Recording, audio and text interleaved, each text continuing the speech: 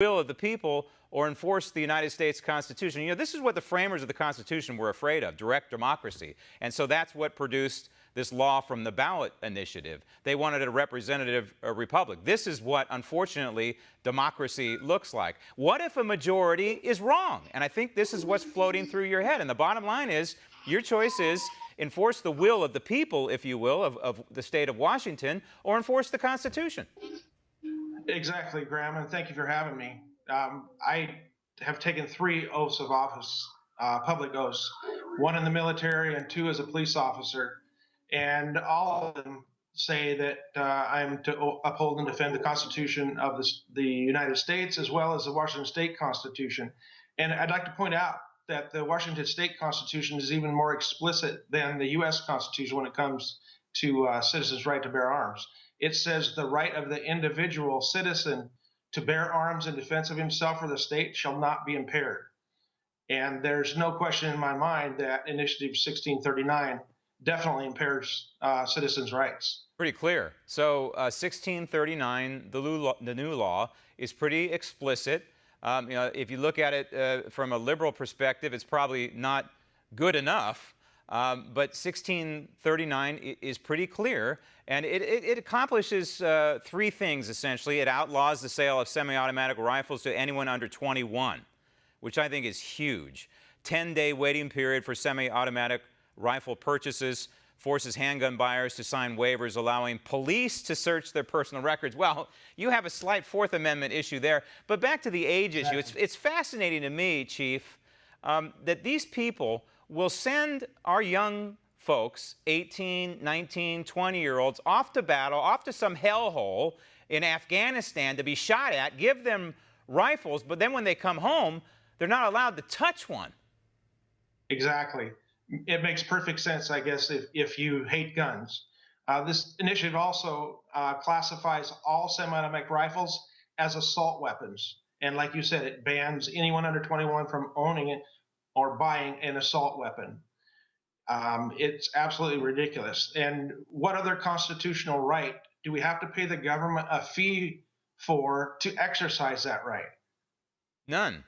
And I think the framers of the Constitution would be rolling over in their graves right now if they knew what was going on in Washington State and other places as well. But you have a plan. Yes. You have an outline of an ordinance that I believe the City Council is considering right now. I want to read part of it. It's the Second Amendment Sanctuary City Ordinance. I love that. I want to get to that in a minute. All federal and state acts, laws, orders, rules, or regulations regarding firearms, firearm accessories, and ammunition are a violation of the Second Amendment. That's pretty clear. Any such laws are hereby declared to be invalid in the City of Republic. First of all, it's wonderful, wonderful. I think there are probably tens of millions of Americans who are standing up clapping right now that you're creating a sanctuary for the Second Amendment because, I mean, it's a fortunate sign of the times on the one hand, but on the other hand, it's a wonderful embrace of the United States Constitution. But your ordinance is crystal clear. Hey, you're reflecting the words and the spirit of the United States Constitution, the Bill of Rights, and the Second Amendment. Exactly. They're making sanctuary cities all across this nation for lawbreakers, for illegal immigrants. There's no constitutional right to cross our border illegally, and they're making sanctuary cities for that. I thought it would be very appropriate to have a sanctuary city for our Second Amendment rights that are heavily under attack. So what is the status of this ordinance? Has it been taken up officially by the City Council? Is it being received well? It is being received well. There's a lot of support from our community and all across the country, including other countries like Australia and Britain.